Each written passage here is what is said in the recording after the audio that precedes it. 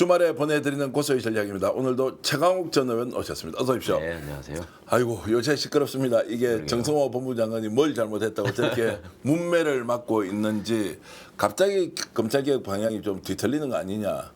개인 발언인지 아니면 법무부 공식 발언인지 모르지만 정성호 장관 이렇게 문매 받고 있는 좀 내용 먼저 설명 좀 해주시죠. 이제 예결위에 출석하셔가지고 정책 질의 과정에서 검사 출신 송기현 의원이 물어봤죠. 지금 이제 국정기획위원회나 관련해서 또 검찰개혁안으로 얘기되는 게 문제가 없냐, 어떤 생각이냐 하니까 개인의 생각이라고 이렇게 말씀을 하셨는데 그게 조금 이제 파장을 일으키고 있는 거죠. 근데 저는 이제 그렇게 봤어요. 법무부 장관이니까 법무부에다가 이걸 두는 게 맞다라는 얘기가 뭐 꼭 조직 이기주의가 아니라 일종의 관성처럼 뭐 자기가 있던 거를 놓치고 싶은 사람은 없잖아요. 그 기관의 장으로 갔는데. 그런데 내용 면에서는 뭔가 이렇게 새로운 얘기가 아니라 기존에 이미 다 나왔던 얘기고 한번 정리된 얘기를 또 말씀을 하시니까 왜 저러시나 이런 생각을 하는 사람들이 좀 많이 있는 것 같아요. 근데 바깥에 드러나기는 이게 이제 당정의 마찰이 본격적으로 시작됐다. 법무부 장관이 저렇게 얘기를 하면 혹시 총리실이나 대통령실의 예중도 저런 거 아니냐. 검찰개혁의 원래 방향이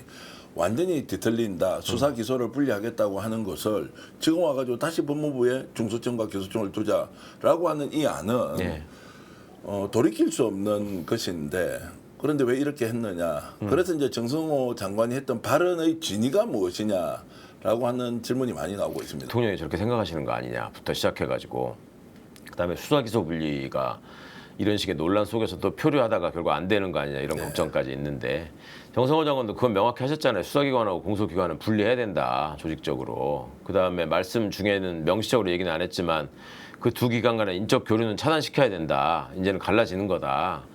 그런데 수사기관이 다 행안부로 가는 거는 좀 그게 괜찮냐. 법무부에 두는 게 낫지 않냐. 이 말씀을 하신 것 같아요. 근데 수사기관하고 공소기관을 분리하는 거는 그거는 뭐 법무부뿐만 아니라 당사자가 행안부도 있고 총리실도 관련돼 있는데 법무부 장관 얘기 하나만 가지고 당정 간에 무슨 이견이 있다 이렇게 보는 거는 저는 조금 많이 나간 판단인 것 같고요. 근데 이제 법무부 장관이시다 보니까 이 얘기가 파장을 일으킬 수밖에 없는 건데 이게 법무부의 공식 입장으로서 내가 검찰 얘기를 들어보니 이렇게 해야 되겠다라고 대변하신 게 아니라 개인적으로 생각해 보면 이러이러한 문제점에 대한 대책이 있어야 된다 이런 말씀이었단 말이에요. 기본 기조가. 그거는 대통령께서 국민한테 불편함이 없게 면밀하게 잘 공론화해서 그 다른 피해가 가지 않게 잘 조정해라라는 말씀 때문에 아마 법무부 장관이 볼 때는 이러이러한 문제에 대해서 명확한 해결이 돼야 된다라는 얘기를 한 것 같아요. 근데 그거를 제가 듣기에는 주변에서 이제 검사들이 많고 그 얘기를 듣다 보니까 그쪽으로 좀 경도된 표현이 많이 나온 것 같아요. 굉장히 이렇게 좀 조심조심 이렇게 발언을 해주시니까 저도 조심조심 듣고 있는데요.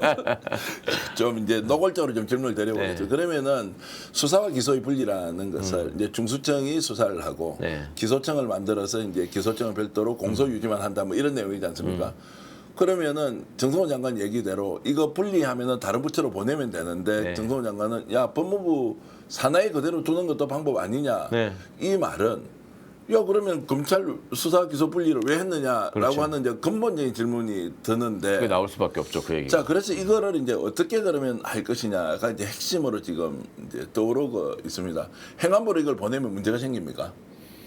아니 어디에 있느냐에 따라서 뭐 문제가 생기고 말고가 아니라 그 기관을 운영하는 사람들이 제대로 제도의 취지를 살려서 제대로 하느냐의 문제겠죠. 근데 법무부에 중수청이 있으면 망하는 거고 뭐 행안부로 가면은 잘할 거다 이런 차원의 지금 얘기가 아니고 잘 지적하신 것처럼 아니 수사 기소를 분리한다 그러면 수사기관하고 공소기관이 다른 데 있어야 된다는 얘기지. 법무부에 있으면 지금의 기준을 놓고 보면 법무부에도 검사들이 많고 또 공소청에는 내내 검사들이 있을 거고 수사청에도 또 검사들이 가갖고 있으면 그것들이 그냥 내나 연락해가지고 하는 거는 똑같지. 그게 무슨 차이가 있냐 이런 생각을 하시는 것 같아요. 예. 근데 근본적으로 따져보면 정성호 장관님 말씀에 좀 문제가 있는 거는 지금 말씀처럼 수사청과 공소청을 만든다 이렇게 표현하셨잖아요. 근데 사실은 정확히 얘기를 하자면 원래 검찰청은 공소기관이에요. 검사라는 이름도 공소제기하는 사람이라는 뜻이에요. 영어로 프라시큐터가. 네. 그러면 검찰은 원래 공소제기만 하는 공소청의 역할만 하는 게 맞아요. 그리고 그거는 법무부에 있는 게 맞아요.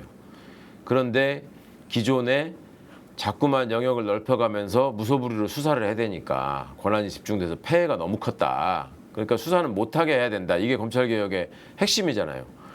그러면 지금은 이제 있던 거를 분리해가지고 얘를 어디다 둬 이런 얘기를 하니까 설왕설래가 있을 수 있는데 수사를 못하게 한다라는 거에 방점을 놓고 생각을 해보시면 이거는 기능을 빼내야 되는 거예요. 없애야 되는 거예요. 그죠? 네. 그러면은 지금 중수청이 예를 들면 없다고 한번 쳐보십시다. 그러면 검찰청은 공소청으로 남는 거고 법무부에 그다음에 수사를 하는 기관은 어떻게 됩니까? 공수처는 내내 독립기관으로 그냥 있는 거고 그다음에 행안부 밑에 국수본이 경찰 산하에 국가수사본부가 수사를 하는 거잖아요. 예, 예. 그게 수사기소 분리예요 원래. 그런데 그렇게 되면 이 그간의 직접 수사를 통해서 검찰이 축적해온 소위 말하는 금융범죄나 무슨 특별수사 역량 같은 게 그냥 사장되면 안 되니까 그거를 중수청이라는 별도의 조직으로 해가지고 여기에 특화시켜서 중대범죄는 니네가 해라. 8개 범죄에 대해서 이렇게 만든 거잖아요. 네. 그러면 역으로 생각하면 뭐냐면 경찰은 국수본은 원래 다 할 수 있어요. 근데 그중에 중대한 사건은 중대범죄수사청도 할 수 있다라고 떼낸 거란 말이에요. 네. 그러니까 그렇게 생각을 하자면 예를 들면 행안부에 경찰에서 지금 국수본을 떼는 셈이죠. 수사 기능을 이제 앞으로 분리시킬 거란 말이에요. 그래서 국수본이 있는 거거든요. 그럼 국수본에서 중대범죄 수사하는 거를 별도로 또 만들어가지고 서로 견제 감시하게 만든다. 네. 그러면 그런 기준으로 생각을 해보면 행안부에 있는 게 하나도 이상한 게 아니에요. 네. 근데 이제 애초에 검찰청이 너무 큰 권한을 가지고 다 집중돼가지고 법무부에 있다 보니까 이게 이쪽으로 수사청으로 넘어가면 행안부는 엄청나게 커지고 여기는 쪼그라드는 것 같은 착시 현상이 있는 거죠. 사실은 기능적인 면에서 보자면 수사 기능을 갖고 있는 기관은 사법경찰이기 때문에 행안부에 가는 게 하나도 이상하지 않습니다. 자, 그러면 이제 정성호 법무장관의 법무부 내에 존치시키자. 예. 뭐 수사청과 공소청을. 그 이제 FBI를 예를 드시죠. 그거를 왜 법무부에 있어야 되냐 그러면. 예. 이제 그렇게 하는데 그게 지금 실제로 논리적으로는 먹힐 수는 있습니까? 아니 일면 타당한 면이 있나요? 그렇죠. 논리적으로 아무 근거가 없는 거 아니죠. 그러니까 예. 그 중대범죄 수사청에 대한 그 수사 통제가 필요하지 않냐. 네. 그거를 기존에 법무부 장관이 검찰총장에 대한 구체적 수사지휘권이 있잖아요. 그걸 통해 가지고 수사청을 법무부 장관이 민주적 통제를 해야 되는 거 아니냐. 그리고 지금 그 중대범죄 수사청을 한국형 FBI라고 쭉 얘기해 왔는데 미국의 FBI가 법무부에 있지 않냐. 네. 그러니까 우리 법무부에 두자는 게 뭐 잘못이냐. 이런 말씀, 이런 논리예요. 그런데 미국의 FBI하고 우리는 좀 다른 게 미국은 연방 국가이기 때문에 그 주별로 다 이게 주별로 검찰이 있고 주 경찰이 따로 있고 관할이 다 다르잖아요. 그러니까 그 연방 국가에서 연방 검찰로 송치해서 기소하는 이런 범죄에 대해서 그 필요성이 있어가지고 FBI가 만들어진 거였고 우리는 애초에 검찰을 만들 때 이거는 공소기관으로 한정하는 게 맞는데 한시적으로 경찰이 워낙 친일 경찰이 개판이니까 한시적으로는 여기서 수사를 하자. 예. 그게 애초에 시작이었단 말이에요. 그러니까 그러면 이거 없애면은 당연히 그거는 애초에 시작할 때부터 우리 재헌헌법의 설계자들 분들부터 검찰은 공소기관으로 원래 법무부에 그것만 있는 거예요. 네. 근데 하던 게 있으니까 그냥 여기다가 두자 이런 말로 지금 돼버리는 거죠. 자, 그럼 정성호 장관이 이제 냈던 그 아이디어, 개인 의견이라고 하는 것이 실제로 이번에 검찰개혁 과정에서 반영되어서 지금 겉으로 드러난 것처럼 상당한 논란이 계속 이어질 수 있다. 아니면 그냥 일단락되고 말 것이다. 이 부분 어떻게 보죠? 저는 뭐 논의 과정에서 일단락 될 거라고 생각합니다. 예. 왜냐하면 공식적으로 지금 나와 있는 안에는 정성호 장관께서 말씀하신 안은 없거든요. 국정기획위원회에서 예, 대통령이 보고했던 이제 검찰개혁 그렇죠. 방향은 이 내용과 전혀 다르지 않습니까? 예, 그거하고 다르고 민주당에서 만든 지금 검찰개혁 특위의 내용이나 거기서 이제 얘기하는 검찰개혁 법안과도 다르고 그러니까 정성호 장관 말씀은 이제 뭐 하여튼 토론을 해봐야 되지 않느냐라고 말씀하는 건데 이 토론이 뭐 정성호 장관이 얘기하셔서 새로운 주제가 지금 부각돼가지고 우리가 토론을 해야 되는 게 아니라 이미 다 했던 토론이고 그게 상당 부분 결론이 나 있는 토론이에요. 근데 마지막에 허점이 없도록 법무부 장관 입장에서는 이걸 또 다시 한번 짚을 필요가 있다라는 정도로 저는 이해하고 있습니다. 의미 있는 발언이었습니까? 아니면 불필요한 발언이 오히려 논란을 부추겼다. 이건 어떻게 보십니까? 굳이 하셔야 될 필요는 없는 발언인데 그 의미가 아예 없다 이렇게 말하기는 어렵고 법무부 장관 입장에서 법무부 구성원들한테 뭔가는 그래도 내가 장관으로서 한 번은 얘기했다. 이건 필요했을 것 같지 않나 싶어요. 그런 정무적 판단까지 필요했을지 뭐 저는 일단 잘 모르겠는데 그러면 이걸 굳이 공개적으로 저렇게 할 필요가 있느냐? 실제로 이게 문제가 있다 이런 거 반영해야 한다고 하면 예. 아니 민주당 국회의원이지 않습니까? 그러면 충분히 이런 이제 특위의 논의 과정에서 개별적으로 좀 이거 좀 챙겨봐야 한다라고 할 수도 있는 거 아닌가요? 이게 그러니까. 이제 밖으로 드러나니까 이게 뭐 이제 갈등으로 딱 비춰지니까 이게 뭐냐 대통령한테도 부담이 되고. 법무부 장관 입장에서는 그것도 있을 거 아니에요. 이게 이제 수사권이 이렇게 분리되고 조정되는 과정에서 검찰 내에서의 어떤 준동이나 반발에 대해서 법무부 장관이 그거를 염두에 두고 그게 그냥 있어도 상관없다라고 하는 것보다는 내가 사전에 그거를 좀 정리하면서 법무부 장관이 가는 게 낫겠다라는 생각을 하셨을 것 같고 그렇다면 그 친구들이 하는 얘기를 공식적인 석상에서 법무부 장관이 한번 언급해주고 자 니네들 주장에 대해서 내가 이런 문제가 있다라고 내가 개인 의견으로 얘기해서 하지 않았냐. 근데 그 뒤에 나오는 지금 반응이나 상황을 봐라. 니들 말대로 이게 하면 이게 제대로 되겠냐. 저는 그렇게 말씀하실 수도 있는 문제라고 봐요. 그것까지 고려했다고 솔직히 생각하십니까? 아니면 그냥 어떻게 하다 보니까 그렇게 이제 설명이 되는 아니 거지? 그 얘기를 하시는 과정에서는 좀 검사 출신 의원들이나 그다음에 법무부 내 그 검찰 출신 차관이네 뭐 간부들이 있잖아요. 그런 사람들 얘기를 많이 귀담아 들으신 건 맞는 것 같아요. 그리고 장관 정책보좌관도 사실은 그런 차원의 얘기를 좀 한 적이 있었고 그래서 문제를 던져보기는 해야 될 거 아니냐라는 얘기들은 분명히 나왔을 것 같고 그런 차원에서 하신 얘기인 것 같아요. 반영은 안 되는 것이죠. 국회에서 논의 과정에서 이 부분에 대해서 예를 들어서 법무부에 똑같이 이제 뭐 중앙수사청이나 공소청을 두자 이렇게 논의가 갈 수는 없는 거 아니에요. 아니 뭐 법안 심사 과정에서 얘기를 또 하실 수는 있겠죠. 근데 그게 그렇게 방향이 바뀌어가지고 갈 가능성 제가 보기에는 안 높아 보여요. 별로 희박해 보여요. 대통령 의중이 반영된 것도 아니다라고 확실하게 우리가 얘기할 수 있겠죠. 검찰개혁 그렇죠. 방향 관련해서. 대통령은 의논을 해서 국민들한테 불편함이 없게 하시라고 한 거지. 이렇게 얘기해서 갈등을 촉발시켜라라고 얘기한 건 아니고 그리고 아쉬운 건 그거예요. 당대표가 대통령 뵙고 민주당 지도부랑 왜 당정 협의 과정을 통해서 추석 전까지 확실히 조직 분리하겠다라고 발표를 했지 않습니까? 그러면은 그게 굉장히 정말 한 7, 80년 만에 있는 획기적인 성과인데 그 얘기가 확고하게 지금 자리 잡기 전에 이런 논란이 또 제기되게 만든 거 이거는 정무적으로는 그렇게 좋은 판단은 아니었던 것 같아요.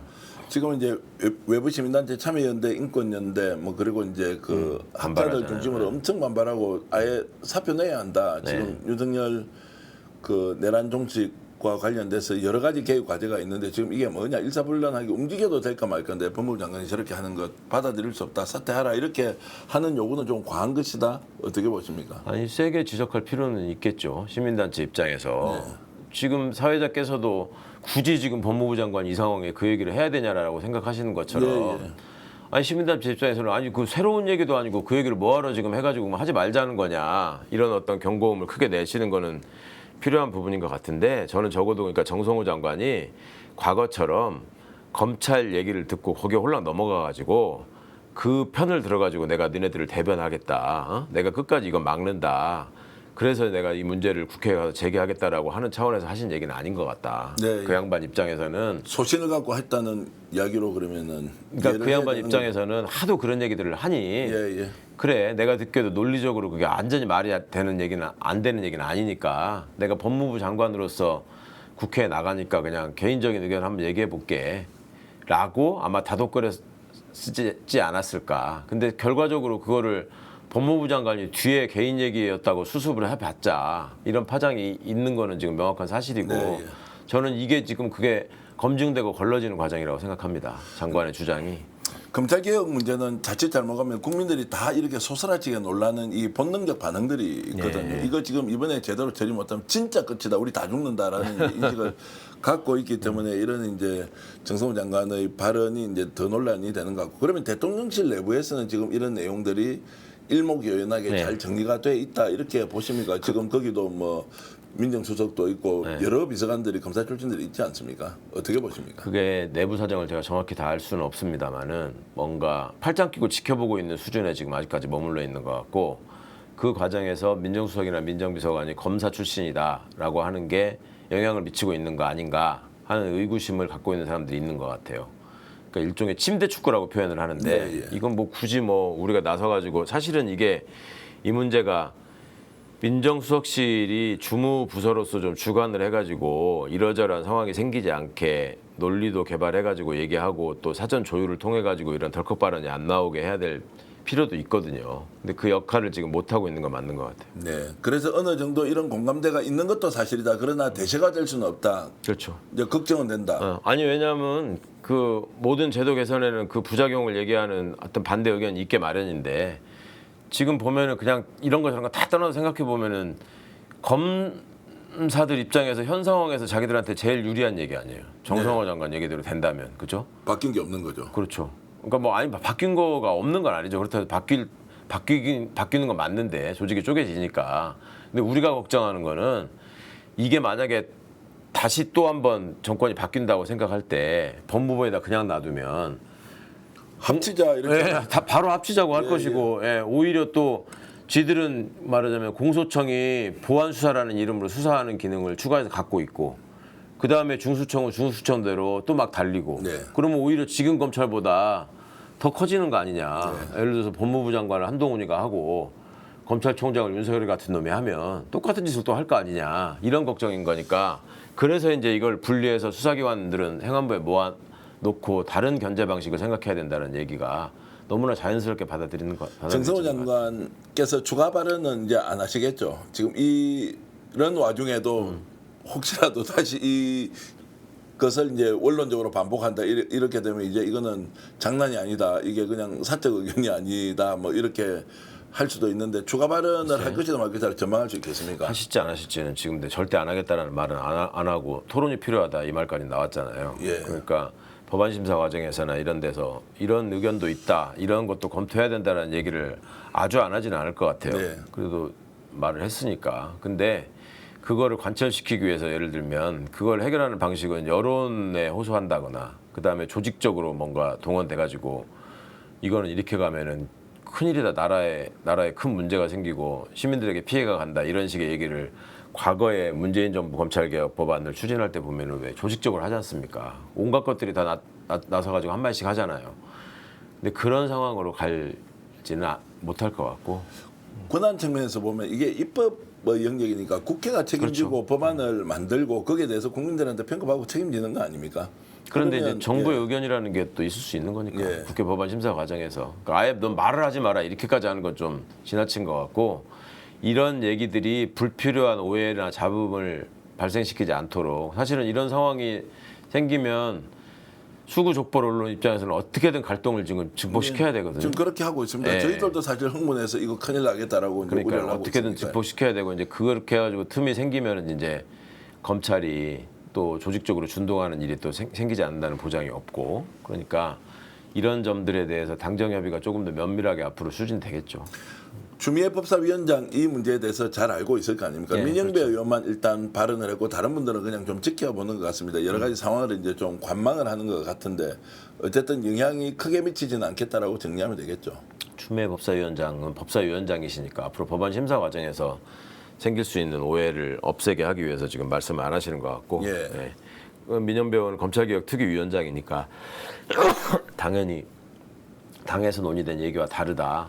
장관이 너무 나가셨다. 이런 정도의 논평을 하실 수 있었던 것 같고 그냥 저는 이게 잘 정리될 것 같아요. 잘 정리된다라고 뭐 하니까 천만 다행입니다. 요즘 뭐 하도 뭐 중간중간에 어떤 이야기 듣고 나면 놀라가지고요. 트럼프 때도 너무 그러니까. 놀라가지고 근데 옛날에 하던 거하고 초긴장 한번 갑자기 법무부 장관이 나와서 이거 지금 아니에요라고 해버리니까 다시 공부를 해야 되고 이거 뭐야 이렇게 물어보니까 혹시라도 형식적으로는 불리하지만 내용적으로는 한 팀이 또 될 수 있다. 예. 그러면은 우리는 다 똑같은 그냥 검찰. 그러니까 정성호 장관의 얘기가 그 별 걱정이 없이 의미 없는 얘기가 되도록 제도를 만들면 돼요. 그리고 네. 그 제도를 못 만든 게 아니라 이미 다 초안들이 있기 때문에 그렇게 걱정하시는 게 뭐 그냥 토론의 논점을 제기하는 걸로 의미가 있을지는 모르겠는데 법무부 장관 말씀하시는 대로 그대로 갈 가능성은 저는 없어 보이고 그렇다고 해서 법무부 장관이 막 목리를 부리면서 이렇게 안 해주면 뭐 내 끝까지 버틸 거다 뭐 이렇게 하실 분도 아니고 차포 다 떼고 제가 질문 하나 드리겠습니다. 이재명 대통령이 이 장면을 보고 있으면 어떤 생각이 들까요?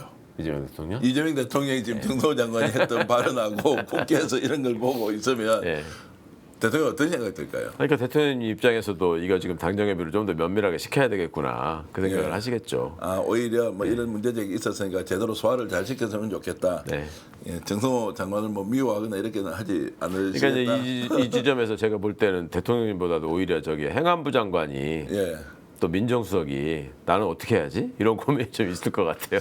윤호중 장관도 뭐 보통 분이 아니고 국무총리로도 이제 거론이 됐고 기재부 장관, 부총리까지 이렇게 거론이 됐는데 하여튼 이번에 이 상황은 이해가 잘 안 된다. 정무적으로도 좀 뭔가 좀 이렇게 선거인 것 같고 그리고 또 내용적으로도 굳이 이런 방식으로 드러내놓고 갈등을 표출할 필요가 있느냐. 전혀 이재명 대통령에 도움이 안 되는데. 그러니까 이걸 또 질문하신 분이 송기현 의원이잖아요. 예. 검사 출신이잖아요. 그러니까요. 그러니까 오해를 촉발시킬 수밖에 혹시 서로 없어요. 알고 이 질문 할 테니까 준비하시라고 하지 않았겠죠. 글쎄 뭐 그랬을 수도 있겠지만 그래서 이게 지금 참 정말로 좀 살얼음 판을 걷는 기분이 많이 드는 상황이어서 조금 네, 더 살얼음판까지는 아닌 것 같습니다. 지금 이렇게 이 정도 얘기했는데도 지금 문매를 맞고 있잖아요. 정성호 장관이. 그러니까 이 자체는 살얼음판이 아니라 하더라도 지금 이재명 대통령이 국정 운영하는데 여전히 내란 세력이 준동하고 있고 어제도 지금 한덕수에 대한 영장도 기각해버리고 이것도 뭐냐 그리고 국힘 당대표 되는 거 보면 와 이게 상상 초월의 일.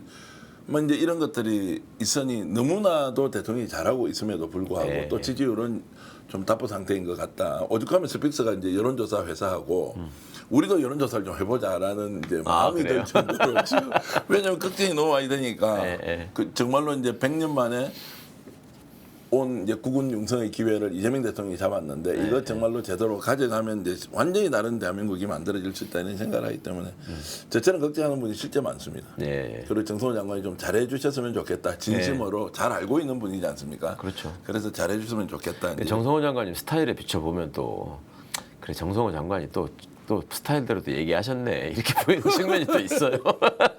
누가 이렇게 얘기하는 아이고 정 장관 말씀하셨는데 그냥 막 듣고 마시죠. 뭐 이렇게 이야기를 하는 분도 있어서 뭐 한편으로는 다행스럽기도 하고 근데 어떤 식으로든 잘 봉합됐으면 좋겠다. 특히 이제 바깥에서 시민단체가 이렇게 좀 다 이렇게 들고 일어나서 문제 제기를 하는 거는 정말로 이제 국정 운영하는 쪽에서는 좀 잘 들어야 한다. 또 한인석 교수님도 나오셔서 엄청 걱정하시더라고요. 그렇죠. 저도 잘 정리될 수 있게 당원분들 저 연수 과정에서 충분히 설명드리고 잡소리 안 나게 하겠습니다. 혹시 정청래 대표는 지금 이 부분에 대해서 이런저런 얘기를 하시던가요? 당 대표니까 공개적으로 말씀할 수는 없지만 내부적인 생각은 지금 충분히 하고 있습니다. 하고 있다. 문제가 어디 있는지도 알고 있고 본인의 입장도 논리적으로 정리돼 있고 저는 그렇게 그런 그 걸로 알고 말씀은 있습니다. 이제 정확하게 국민들이 바라는 바대로 국정기획위원회에서 대통령에게 보고한 대로 정리정돈이 된다라고 이제 이렇게 일단 저도 제가 명확하게 알고 듣기로는 있겠습니다. 정청래 대표의 워딩은 그거였어요. 국민들이 보시기에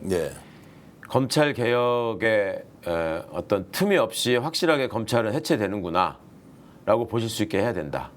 그게 정청래 대표의 입장이죠. 알겠습니다. 그래도 오늘 의원님 오셔서 말씀 주시니까 걱정이 좀 많이 누그러지는데 제가 나이가 들어서 걱정이 많아졌는지 요즘 대통령 지지율이 좀 더 올라갔으면 좋겠는데 왜 이렇게 반영이 안 되는지 이런저런 걱정이 많이 생깁니다. 국힘 얘기 좀 해보겠습니다. 야 이제 천하무적이 당대표가 됐습니다. 이재명 대통령이 본인이 당대표 시절에 윤석열에게 영수회담하자 얼마나 간절했으면 그런 요청을 하고 국회를 정상화시켜보자라고 했는데 그 좋은 성과를 내고 한국에 돌아오기도 전에 영수회담 제안을 했는데 만나지 않겠다라고 읽히지는 않았는데 뭐 별 내용이 없으면 만날 필요가 있겠냐고 일단 튕겼습니다. 그거 어떻게 보셨습니까? 국정을 참여하는 책임 있는 정당이라고 하면 그렇게 하면 안 되죠. 왜 과거에 왜 이재명 대통령이 민주당 대표를 하실 때 왜 자꾸 대통령하고 만나서 회담을 하자라고 했냐면 아니 지금 대통령이라는 사람이 다른 저런 얘기를 듣지도 않고 일방적으로 독주하고 있고 행정부에서 전혀 지금 견제가 안 되고 있는데 아니 국회 다수당의 얘기를 들어야 될 거 아니야. 당신이 국정을 운영하려면 이런 거를 굉장히 강곡하게 얘기하셨었잖아요. 그거는 나라를 위한 생각인 것이지 정파적 이익을 두고 대통령하고 무슨 흥정을 해가지고 이거 이만큼 우리한테 달라 이러기 위해서 보자고 한 게 아니잖아요. 네, 예. 그러니까 기본적으로 국정을 대하는 태도와 자세가 다르다는 거를 또 한 번 보여주고 있는 거죠. 도로 내란당이라. 그래서 이제 부담이 됐는지 이제 형식과 내용을 보고 의제가 뭔지 모르겠다. 일단 공식 제안이 오면 재검토하겠다라고 이제 했습니다. 일단 이제 만나겠다라고 이제 했으니 뭐 다행이기도 한데. 아니 당 대표로 된 입장에서 그 경력도 일천한 사람이 됐으면 대통령 만나서 사진 찍는 게 자기한테도 이득이지. 그렇지 않습니까? 만남 자체가 의미가 없다고 얘기하는 걸 내가 참 식사나 하고 덕담에 나누는 것이 무슨 의미가 있느냐라고 하는 것을 본인의 처지에 이재명 대통령을 그러게요. 상대로 그 할 수 있는 발언이 아닌데 왜 이렇게 예의 뭔가 범절 하여튼. 대통령이 높은 위치에 있기 때문이 아니라 네. 어쨌든 야당이고 야당 대표지 않습니까? 그러면 그럼요. 일단 신중하게 네. 생각을 해보겠다라고 일단 한 발 물러서서 좀 고민을 하고 그러고 나서 이제 형식 다 살펴보겠습니다라고 하면 본인도 권위가 엄청 살아날 텐데 왜 그렇게 이제 좀 하지하책을 써서 저희들처럼 이렇게 이제 비판을 하는 일을 좀 만드는지는 잘 모르겠고요. 수준이 하여튼. 에이. 대통령이 근데 실제 만나면 이제 어떤 이야기를 하려고 하는 겁니까? 원래 대통령이 순방을 하고 돌아오셔서 그 어디 중대한 외교적 문제였잖아요. 네.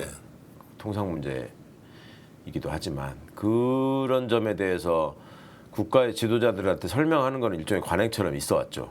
그러니까 그 과정에서 또 이것이 진정한 의미가 무엇이고 이걸 진행하는 데 있어서 미국을 한국이 상대하는 문제니까 국익을 위해서 여당과 야당이 함께 이해를 같이 하고 손발을 맞출 부분이 분명히 필요한 것이고 그리고 지금 보면은 대통령 미국 가신 거에 대해서 야당이 어긋장 놓는 지금 태도나 수준을 보면은 무슨 뭐 의전 참사라느니 왜 블레어 하우스에서 잠을 못 잤냐느니 뭐 이런 이따위 일차원적인 아주 수준 낮은 얘기를 하고 있잖아요.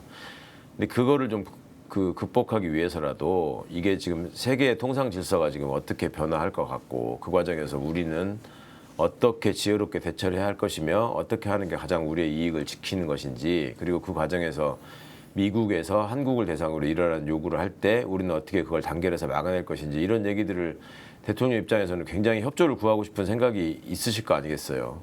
그러니까 저 사람들은 뭐 대통령하고 지금 저 당대표를 뭐 굿캅 배드캅이라고 얘기하면서 우리는 뭐 그런 거에 속죄한다라는 식의 또 얘기를 하던데 나라를 이끌어가는 대통령의 입장에서는 여당과 야당이 굿캅 배드캅의 역할을 해주면은 훨씬 더 협상력이 높아지잖아요. 네, 예. 이제 그런 점들에 대한 얘기도 하실 필요가 있을 것 같고. 그러면 이제 야당이 국기만 있는 것도 아닌데 왜 딱 야당 대표한테만 영수회담을 제안했느냐? 이제 원래는 이제 삼부 요인도 초청하고 또 예. 정당 대표도 초청해서 이제 해외 순방 성과를 이렇게 보통 이제 알리고 네. 또 뭐 이렇게 해왔는데 그렇죠. 이제 네. 이번에는 딱 찍어서 이제 그 국힘만 이렇게 이제 왜 이제 1대1로 만나자고 했느냐? 이제 먼저 만나는 거죠. 국힘을 굉장히 존중해 준 거잖아요. 그러니까요. 그러니까 당대표도 새로 뽑히고 했으니 국정의 동반자로서 내가 먼저 만나서 얘기를 하겠다. 그 너무나 고마운 일이지. 사실은 그렇게 만약에 안 하고 뭐 삼부인부터 하고 뭐 다른 정당이랑 다 함께하자 이러면 또 아이고 뭐 어떻게 했겠습니까? 그러니까 뭐 어떻게 해도 뭐 그러는 사람들이니까 그 대통령의 진위는 어쨌거나 이 중요한 상황에 야당의 협조를 구하는 마음 이거는 간절하다. 대통령이 간절한 마음으로 일단 만나려고 하는 거죠. 그렇죠. 대통령 입장에서 뭐 솔직히 말해서 대통령도 저게 어느 수준이 나는데 그렇게 큰 기대는 하시겠습니까? 많은. 예, 예. 그래도 그렇게 만나서 얘기하는 것 자체가 국민들에게 보여주는 또 메시지가 있잖아요. 국힘을 지지하는 사람 입장에서도 아, 대통령이 저렇게까지 그래도 야당에다가 설명하려고 하는구나 라는 것까지는 이제 보일 거니까 자기들 눈으로도. 그러고 나서 또 그 다음에 뭐 트럼프가 중국 사람이라고 하든 말든. 당대표 경선 과정에서 이재명 대통령을 끌어내리는데 온 힘을 쏟겠다. 예. 본인을 뽑은 것 자체가 혁신이다 이렇게 했는데 설마 그런 말 하지 않겠죠. 대통령 만나서. 모르죠. 그 뭐 그게 효과 있으면 진짜 그런 말을 할까요? 자기들의 지지 세력한테 어필하려면은 그런 말도 하겠죠. 예. 앉아가지고 뭐 아니 제가 뭐 대통령님 하시는 거 지금 뭐 납득 못하겠고 얼마든지 내가 국민들한테 얘기하고 규합해서 끌어내리겠다라고 얘기하고 수쟁 선언을 하면 자기 입장에서는 뭐 그거 그렇게 말할 수는 있겠지만 정치적으로 그게 득이 될까요? 굉장히 그렇게 하면은 본인의 정치 생명을 단축시킬 것 같은데. 국힘의 장동혁 대표가 선출되고 나니까 예. 국힘 내부를 취재해 보면요. 예. 일단 대표를 인정을 하지 않는다는 분위기가 너무 많아가지고 그렇겠죠. 그러니까 될 줄 몰랐다는 게 첫 번째고 두 번째 큰일 야, 저 났다. 사람을 어떻게 당 대표라고 대표님이라고 부르지라는 이야기가 지금 막 나오거든요. 네. 순항은 할 수 있을 것 같습니다. 순항 못할 것 같습니다. 저 사람들이 그 서열에 되게 민감한 집단이잖아요. 네. 그래서 이준석 대표 됐을 때도 그 난리를 친 거 아니에요. 최고위원회에서 예를 들면 조수진 같은 사람 거의 난동을 부렸잖아요. 네. 그때. 할 때마다. 근데 장동영이라는 사람은 지금 누가 봐도 국힘에서 소위 저 성일종 의원 같은 사람이 앞장서서 장동영 의원 지지하는 발언하고 하는 것 같던데 전당대회 기간 중에. 근데 그런 사람이 볼 때에도 장동혁이 저게 자기 실력으로 당대표가 된 게 아니잖아요. 네, 예. 소위 김상욱 의원이 매달 얘기하던 그 언더 쭈윤이 또 자기들의 어떤 얼굴 마담으로 내세운 거 아닙니까? 뒤에서 조정하려고. 그러니까 그런 것들이 뻔히 보이는 상황에서 저게 김문수, 안철수 뭐 소위 말하는 친한 뭐 이런 집단들이 계속 문제를 제기해야지 자기들도 정치적인 존재감이 생기는 거고 원래 정상적으로 저게 돌아가는 민주정당이라면 저거 분당하는 게 맞죠 지금 이 정도 네, 예. 지경까지 왔으면. 근데 그럴 수 있는 용기나 배짱도 없고 또 돈이 아까워서도 못 나가고 이게 계속 안에서 시끄럽게 할 거라고 저는 생각합니다. 혹시 장동혁 대표가 이제 뭐 당선되기 위해서 아예 이제 표리를 이제 이렇게 이제 예. 바꿔서 이제 저렇게 됐다라고 하면 지금도 이제 이미 이제 당 대표가 됐으니까 네. 매우 통합적 움직임을 하고 여야 협치도 가능하고 이럴 가능성 왜냐하면 본인이 살아야 되기 때문에 그렇지 않으면 갈등이 생겨서 쫓겨날지도 모르니까 비대위 체제로 다시 갈 수 있다고 전망하는 분도 있으니까 아. 좀 바뀌어서 정상적인 정치로 복원할 가능성이 매우 낮다 이렇게 보십니까? 네, 저는 가능성이 없다고 봅니다. 아 가능성이 없다. 장동혁이라는 사람이 자기가 오늘날 이 위치에 온 게 아스팔트 보수한테 예. 그 수구 파시스트들한테 어필을 해가지고 된 건데 일단 장동혁이 그런 태도를 보이면 전환길부터 가만히 안 있을 것 같고 예. 그거를 전환길에 의해서 당대표가 된 거다라고 보는 사람들이 좀 많잖아요. 네. 승인이 전환길을 품었기 때문이다. 김문수 씨의 가장 큰 패착이 둘 중에 한동훈을 나는 공천하겠다라고 얘기한 것 때문에 졌다. 이런 식의 분석이 그 당 안에서 네. 나오는 것 같던데 근데 장동혁이라는 사람이 개인적으로 가지고 있는 무슨 카리스마나 정치적 입지나 이런 게 없는데 그거를 애초에 자기를 당대표로 만든 사람을 외면하고 나는 이제 정상적인 정치를 하면서 극우를 견제하겠다? 불가능한 얘기라고 저는 생각합니다. 장동혁 대표도 본인이 될 줄 몰랐다라는 얘기도 있어요. 그럴 것 같아요. 예, 왜냐하면 지금 뭔가 이상한 기류가 막판에 흘렀다. 친윤들의 결집도 아니다.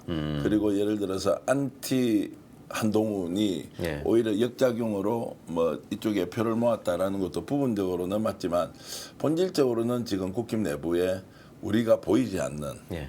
그런 특정 세력들이 집단적으로 움직였다. 그게 한 10만 명 정도 된다. 네. 뭐 이게 이제 통일교하고 신천지와 연결되는 그렇죠. 네. 전환길 이들이 뭐 움직였다라는 이제 이야기가 유력하게 나오고 있습니다. 그 내부 이제 사정을 잘 아는 분이 이제 이 이야기는 결국 그럴 것 같습니다. 그럴 것 같죠. 네, 그러니까 네, 잘 네. 몰랐다는 것 때문에 결국 지금은 이제 우왕좌왕, 갈팡질팡 이제 하는 상황이 이제 계속된다. 자 그러면 지금 김문수 후보 쪽에서는 지금 이제 어떻게 할 것 같습니까? 장동혁 체제를 인정하지 않을 수도 없고 인정하자니 뭐 본인이 설 자리도 아예 없어지는 것이고 그렇죠. 당장 대구 경북에는 무슨 뭐 장동혁 대표가 전환길 뭐 또 이진숙 이런 사람을 공천할 수도 공천할 있다 거다. 뭐라고 하는 이제 일종의 이제 뭐 그냥 호사가들이 하는 이야기까지 나오고 있으니까 당의 내부 사정이 매우 복잡하게 될 것 같은데 김문수 후보 쪽은 어떻게 움직일 것 같습니까? 지금 최대한 전환길이란다. 장동혁 저기, 지도 체제를 흔들면서 예. 뭔가를 요구하고 받아내려고 하지 않을까요? 네. 그거는 대표적으로 이제 대구시장 공천을 네. 내놔라 뭐 이렇게 갈 것 같은데 그렇게 하지 않으면 말씀처럼 김문수 씨는 그냥 늙은 백수로 이제 설 자리가 없이 그냥 이대로 사라져야 되는데 네. 그럴 사람은 아니잖아요. 네. 본인은 지금 억울하게 졌다고 생각할 거거든.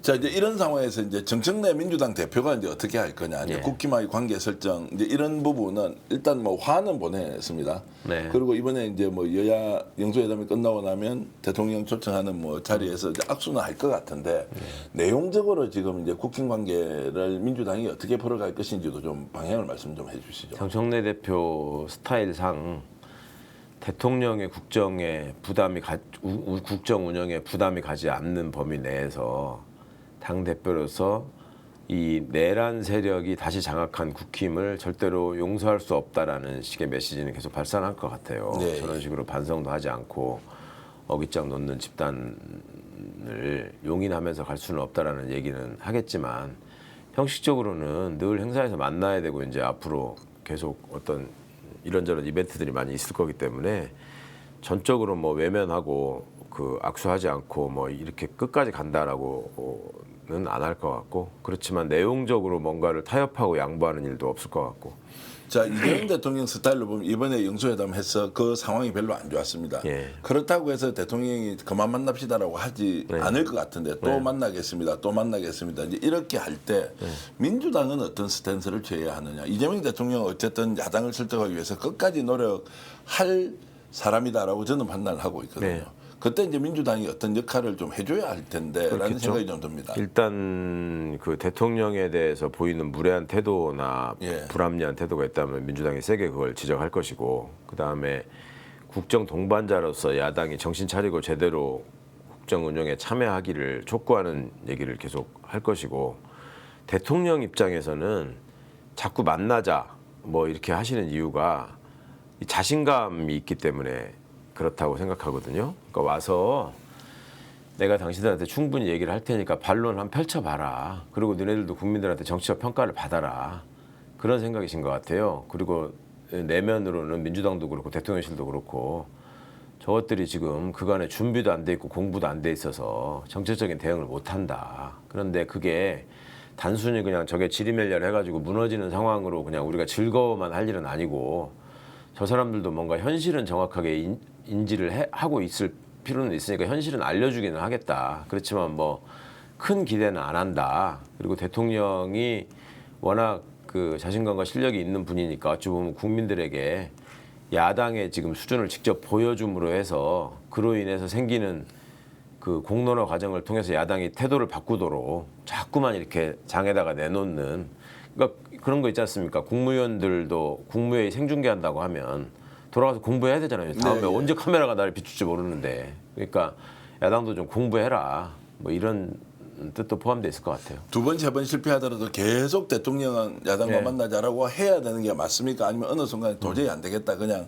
우리가 지금 바쁘니까 네. 집권 여당과 함께 당정 간에 협의해서 좀 일사천리로 개혁 정책들을 추진하겠다. 이렇게 그냥 손절하고 가도 된다. 이렇게 생각도 하십니다. 대통령 입장에서야 계속 만나자고 하시는 게 낫겠죠. 네. 그리고 그렇게 해서 대통령이 시간을 좀 뺏기시긴 하겠지만 정치적으로 실점하지는 저는 않을 거라고 생각하고 그리고 그 외에 이제 그 대통령이 야당의 의견을 듣고 행정부를 통해서 정책을 집행하는 것과 또 야당과 맞상대하면서 뭔가 법안을 통과시키고 제도를 바꿔나가고 하는 여당의 역할은 분명히 다른 거니까 여당은 여당대로 야당의 그 잘못된 처신이나 불합리하고 불법적인 태도에 대해서는 세게 지적하면서 갈 것 같고. 예.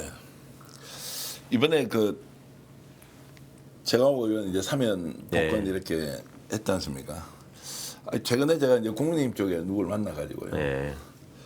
야, 국힘에서 이번에 추천한 사람들 쭉 이렇게 몇 면을 보니까 이상한 사람이 한 사람 있는 거예요.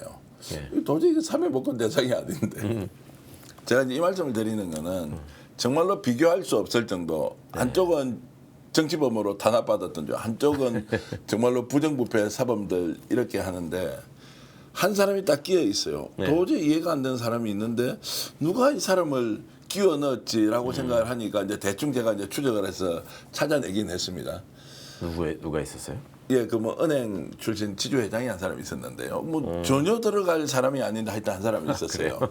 그래서 이 사람이 이제 들어가 있길래 야, 이게 왜 이번에 그 사면 복권 대상이 돼 있지라고 하니까 자기들의 이해관계에 대해서는요.